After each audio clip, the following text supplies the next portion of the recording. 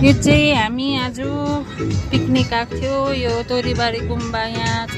तोरीबारी गुम्बाको छेउमा हामी पिकनिक गर्न आएको घर परिवार फ्यामिली है। यहाँ मेरो सम्धिनी नातिनी, यहाँ बेन्जीको साथी, बेन्जी, यहाँ सोनाम, यहाँ मेरो बुढा बसिरहेको छ। जय र सानो छोरा चाहिँ कता घुम्नु गएको छ। यहाँ हेर्नुहोस् पिकनिक खेल्ने जग्गा यस्तो राम्रो रहेछ हो। यहाँ हेर्नुहोस् मान्छेहरू पुरा छ पिकनिक खेल्ने, पुरै आएको छ। यहाँ आर्मीको पनि पुरा आउँदो रहेछ। यतातिर हेर्नुहोस् पुरा पिकनिक पार्टीहरू हुँदैछ, कस्तो राम्रो हुँदो रहेछ यता पनि। यहाँ चाहिँ हामी पहिला बार आएको यो तोरीबारी गुम्बाको छेउमा है। पहिला त माङपाङहरू मात्रै जान्थ्यो। यहाँ हेर्नुहोस् नि मान्छेको भिड।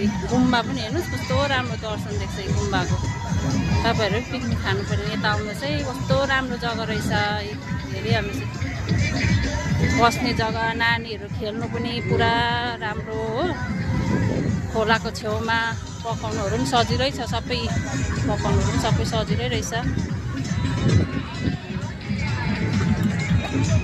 राम्रो छ जग्गा, मजाको जग्गा रहेछ। पिकनिक खानु लायकको जग्गा छ।